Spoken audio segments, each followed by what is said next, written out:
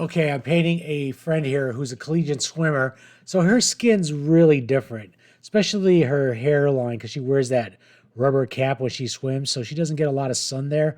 Kind of the opposite of some people whose top of their forehead planes may get sunnier without a hat. So with a subject like this, you got to kind of study it and look to see what the values are doing in those temperatures of the color. And that's the only thing I really care about. As you can see, I'm jumping around her mouth, her nose, her eye. I haven't finished the left eye. This is a sketch, quick sketch of her. I'm shaping and molding the planes on her forehead, and you can see I went a little lighter on top there. I'm going to hit the highlight a little bit more, but now I'm getting her nose. Her nose just isn't one big highlight that I put down, but I go back and forth, putting it on, shaping it with the halftone. There I am putting some lights on the cheekbones, and now the highlight, higher lights around the eye, moving around the face, working on that forehead again. That highlight is I picked as my most important, so that's the one I'm going to work on the most. As you can see, I flattened out her bottom lip, but I still made it lighter than the top lip. Worked on the key stone, which is between the eyes, warmed it up there, and there's the region that's warmer. That's from the eyebrows to the cheeks. That's the warmer areas.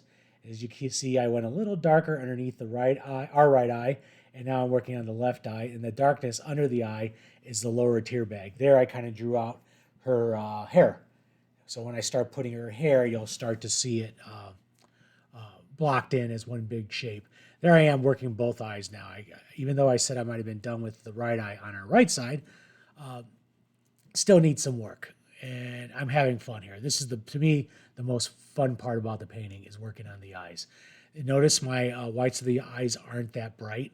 There I am sculpting the eyes. The top lid goes around, seeing where the highlights are, right? Just softening edges. Remember, even though I'm working from a photo, she's moving constantly. We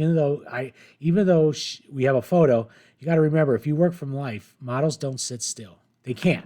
It's just not natural, right? And don't expect that from your models because we don't want to paint a photo. We don't want it to look like a photo. And if you do, then you might as well delete your subscription for me. I don't want you to know me.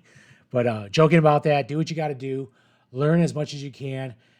If for now you're stiff and ugly because you follow the photos, you'll learn that you don't follow a photo, that you got to work from life and from photos to understand photos.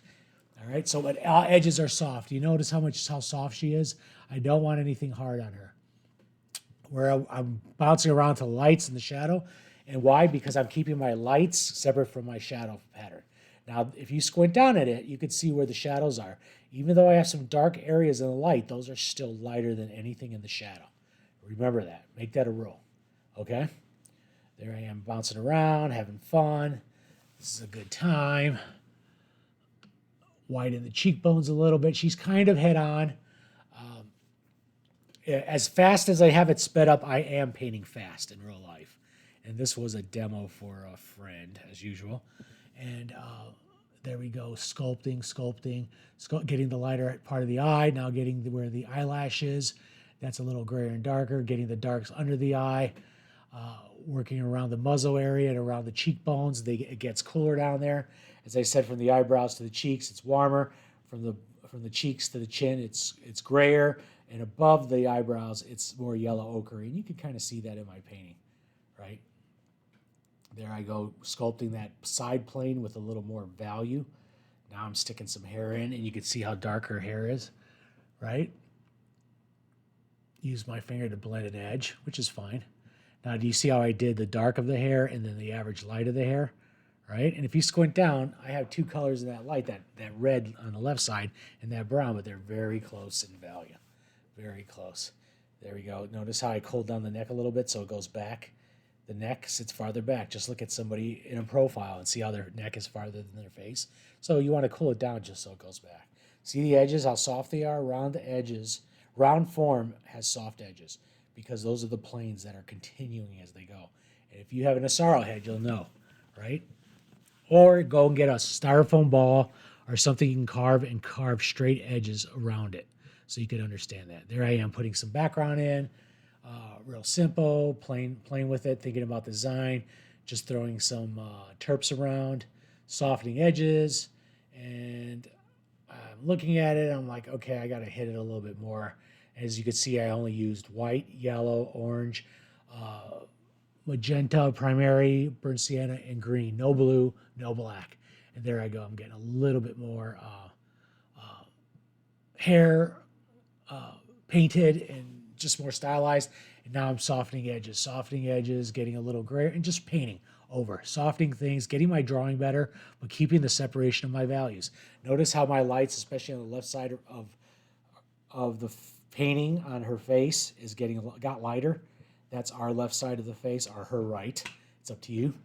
Not to confuse you guys, but it's just getting lighter because it has to separate from the shadows. And it's also on the light side, right? See how I warmed that edge up there?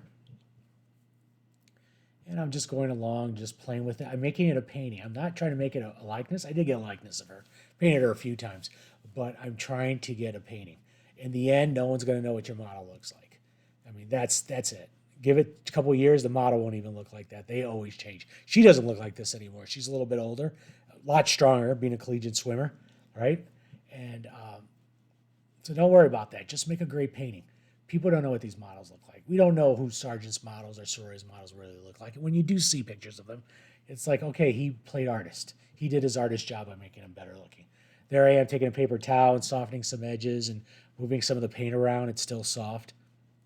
And I am just painting on a cheap canvas board. I think it's from one of the big, like Michaels or something. They do make some pretty good surfaces. They're not meant to last maybe 100 years, but they're not bad. There you go, working the eyes, just always working the eyes, eyelashes, a little bit highlight on there. There's that light that goes right of the tear duct or left of the tear duct, depends on what eye you're looking at. You're just working around the mouth. Her mouth looks a little crooked to her face, but I think it's pretty close to what's there. I think it's the angle of the camera, but just working around. Now and even though I'm working around, I'm not sitting up close. Do you see how far back I am? My hands are farther back. The camera doesn't show it, but I'm like sitting back, almost like I'm stepping back, right?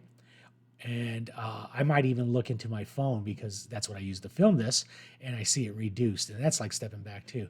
Now see, I'm hitting it with a little more highlight on the cheekbones. Still trying to keep that forehead highlight, the dominant one there. I put the nose in, softening edges, getting some form around the eye, that left eye. Highlights, thinking about the edges, soft hairline edges, always soft, unless it's a toupee. She had a necklace, put that in. I probably could have went darker with the ear. Now I'm cooling down that edge a little bit so it goes back. I don't want to darken it. I'm cooling it because that's pushing it back. Dark isn't always going to push things back. Temperature will do the job also, probably most of the time. And I grade it or cooled it. Some people might say cooling it, but for me, I just made it greener by the look of it. I used the blue or gray blue and just cooled down my flesh tone. You can see it on the neck there.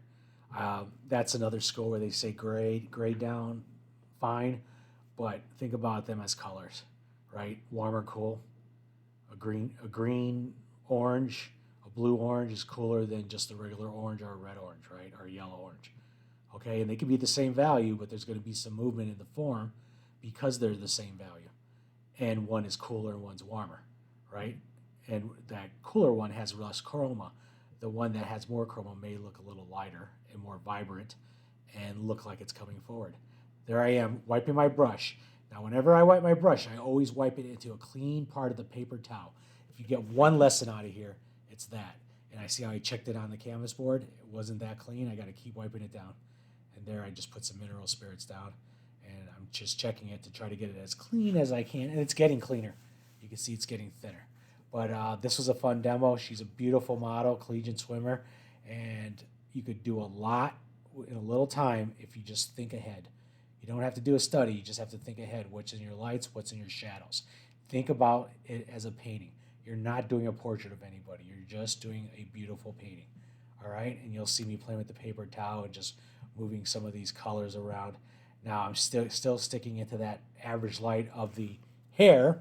But it's a darker material, darker logo color, but it's still part of the overall light. All right, thank you.